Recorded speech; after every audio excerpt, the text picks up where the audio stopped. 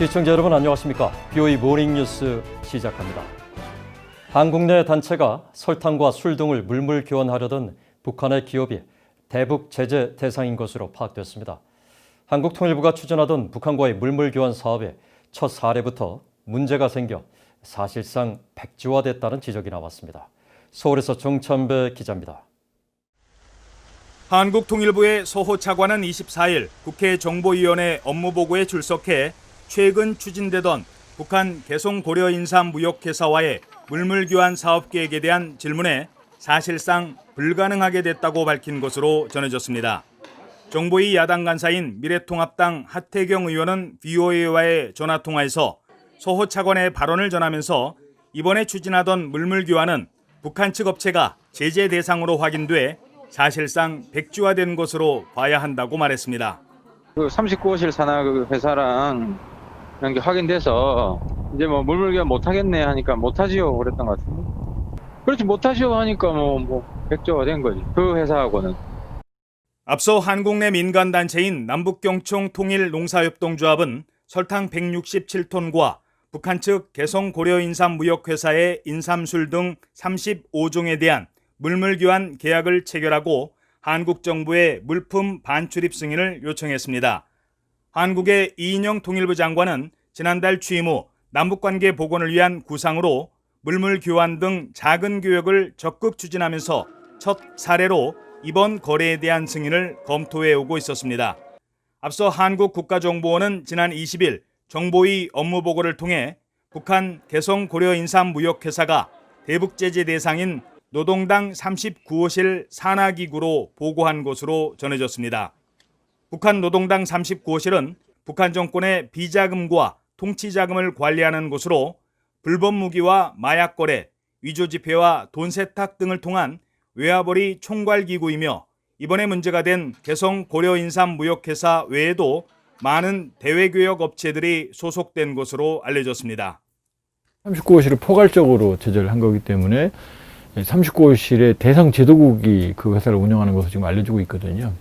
그러면은 사실은 이제 현실적으로 이러한 거래가 어렵게 되는 거고요. 한국 전문가들은 물물 교환을 통해 남북 관계에 물꼬를 트려던 한국통일부의 계획에 상당한 차질이 불가피해진 것으로 보고 있습니다. 일단 북한의 물물거래 파트너를 교체해야 되는 일도 남아있고 또 사안이 대외로 공개된 만큼 자력갱생을 강조하고 외부의 지원을 받지 말라고 한 김정은 위원장의 발언과도 충돌하는 부분이 있고 해서 향후 물물거래 역시 그 전망이 상당히 불투명해졌다고 봅니다. 한국통일부는 이번 물물교환이 사실상 철회된 것이라는 언론 보도가 나오자 아직 구체적인 조치를 취하지 않고 있고 검토 중인 사안에 대해 철회라는 용어 사용은 부적절하다는 입장을 밝히기도 했습니다. 북한은 물물교환과 관련한 한국 정부의 움직임과 관련해 아직까지 공식적인 입장을 내놓지 않고 있습니다. 서울에서 VOA 뉴스 정찬배입니다. 북한이 정권의 안정이 보장되는 한 경제 개방을 선택할 가능성은 낮다고 미 랜드 연구소가 분석했습니다. 외부 변수보다 북한 내 상황과 정권 내부의 변수가 북한의 결정에 더 중요하게 미친다는 지적입니다. 지다겸 기자입니다. 미국의 민간 연구기관 랜드 연구소는 국가정보국 산하 연구 분석기관인 국가정보위원회의 지원을 받아 22일 발표한 북한의 의사결정에 관한 보고서에서 북한의 경제개혁과 개방은 대북제재 등 외부 변수가 아닌 내부 요인에 의해 결정된다고 밝혔습니다. 그러면서 북한은 정권의 생존에 위협을 느끼지 않는 한 경제개혁 개방에 나서지 않을 것이라고 전망했습니다. 저자 8명이 공동 작성한 이번 보고서는 북한과 베트남, 중국, 쿠바 등 4개 공산주의 국가 간 비교를 통해 정권의 지도자가 경제개혁이라는 의사결정에 도달하는 데 영향을 미치는 8가지 주요 대내외적 요인에 대해 분석했습니다. 식품과 소비재 부족과 극단적인 인플레이션 발생을 비롯해 해외 원조와 강력한 후원국 상실, 국내 불법 시장 확대, 중앙정부 재정 감소, 경제 제재, 국가 이데올로기 약화 현상, 경제 개방에 반대하는 지도층 제거 등이 요인으로 제시됐습니다. 보고서는 경제 정책 변화를 초래하는 이런 요인들과 공산주의 국가 지도자들이 권력을 유지하기 위한 정책적 선택 사이에 높은 상관관계가 있다면서 경제 개방에 있어서 국내 상황과 내부 변수가 더 중요하다고 지적했습니다. 그러면서 북한의 경우 매우 극적이고 강제적인 사건이 벌어지지 않는 상황에서 급진적으로 새로운 정책 방향을 갑자기 선택할 가능성이 낮다는 점을 시사한다고 설명했습니다.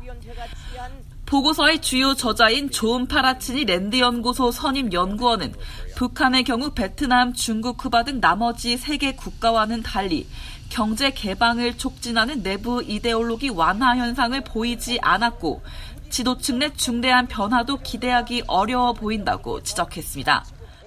이어 북한 등 어떤 공산국가도 외부 압력이나 제재 등 외부 요소에 의해 경제 운영 방식을 바꾼 사례가 없다며 공산주의 국가의 행동은 내부 요인에 의해 촉발된다고 강조했습니다. 그러면서 정권의 생존이 북한의 행동의 변화의 결정적 요인인 만큼 내부 요소가 중요하다며 북한이 자력갱생 등 고립노선의 한계를 빨리 깨닫는 것이 중요하다고 지적했습니다. North Korea seeks to go it alone. It sees that as a strength. But the challenge of that is that it is not able to enjoy the benefits that global trade provides in the forms of goods and services and modernization. 보고서는 이어 미국 주도의 제재가 북한 정권의 생존을 위태롭게 하는 상황에 직면했다고 북한 정권이 인식할 때 비로소 효과가 확실히 나타날 것이라고 강조했습니다. 그러면서 미국의 적국이었던 베트남이 미국과 외교 관계를 맺고 공산주의 정부하에 경제 개방을 한 것도 북한에 적용될 수 있을 것이라고 지적했습니다. 프리뉴스 지다혐입니다.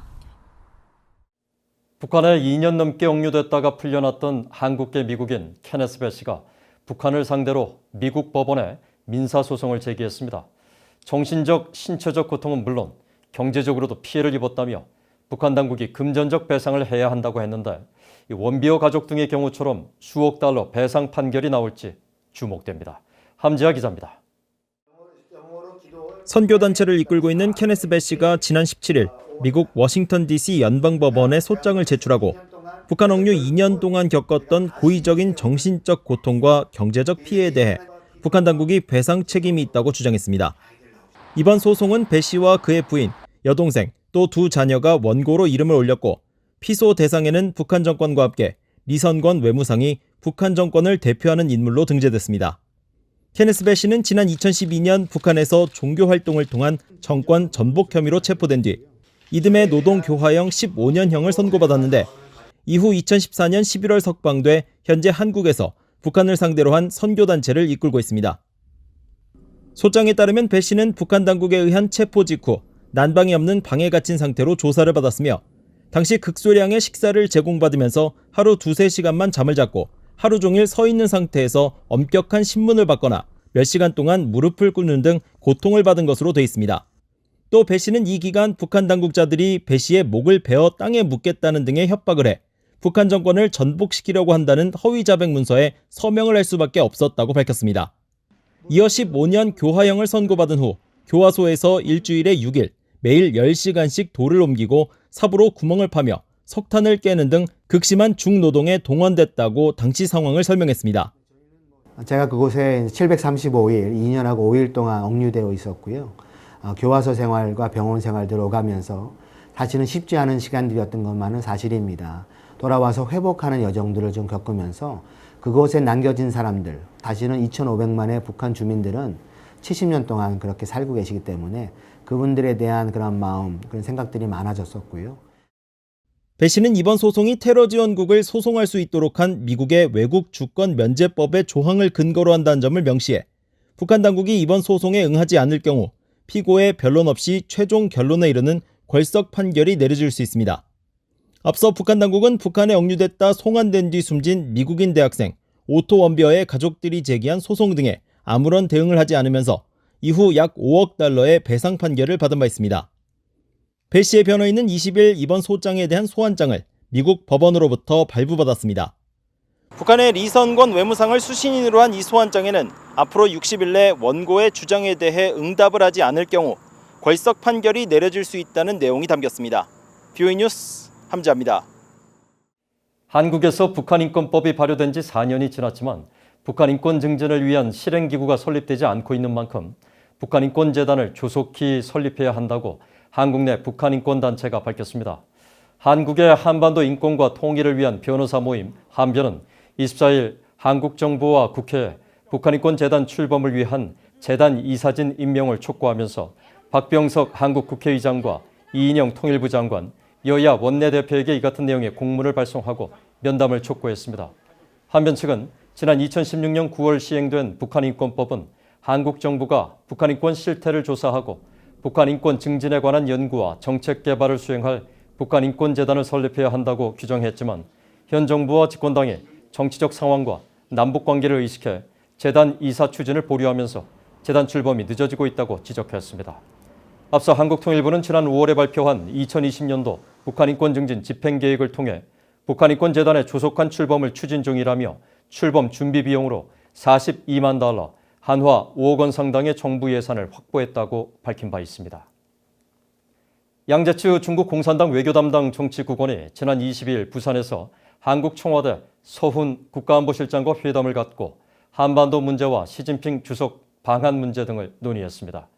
두 사람은 이날 회담에서 한반도 평화 프로세스의 진전 과정에서 한중 양국 간 전략적 소통과 협력의 중요성에 대해 공감했다고 한국 청와대가 밝혔습니다. 또 중국관영신화통신은 양재츠 정치국원이 남북관계의 개선 발전과 화해 협력 추진을 지지하며 중국이 한반도 문제의 정치적 해결에 건설적 역할을 할 것이라는 점을 강조했다고 밝혔습니다. 신화통신은 이어 이번 회담에서 시진핑 주석의 방한과 고위급 교류 문제를 비롯해 신종 코로나 바이러스 대응 협력 등 폭넓은 주제가 논의됐으며 미중 관계에 대한 한국 측의 지지 문제도 논의됐다고 전했습니다. 북한 정권이 내년 1월로 예정한 노동당 대회에서 대내외 정책 행방을 결정할 새로운 길을 채택할 것이라고 한국통일연구원이 전망했습니다. 한국통일연구원은 최근 북한의 제8차 조선노동당 대회 소집과 새로운 길 시즌2 보고서를 통해 북한은 2012년 12월 당 전원회의에서 자력갱생과 정치외교, 군사적 담보, 당 통제를 핵심으로 하는 새로운 길을 제시했다며 제8차 당대회에서 이른바 새로운 길 시즌2를 채택할 가능성이 크다고 설명했습니다. 보고서는 특히 지난해 새로운 길 제시 이후 북한 내부에서 신종 코로나 바이러스 감염증과 수해, 대북 제재 등 3중고에 따라 경제난이 가중됐다고 지적했습니다. 아울러 대외적으로 미중 갈등 심화 등 변수가 생긴 만큼 오는 11월 미국 대통령 선거라는 불확실성이 제고된다면 북한 당국은 새로운 길의 방향을 결정할 것이라고 전망했습니다.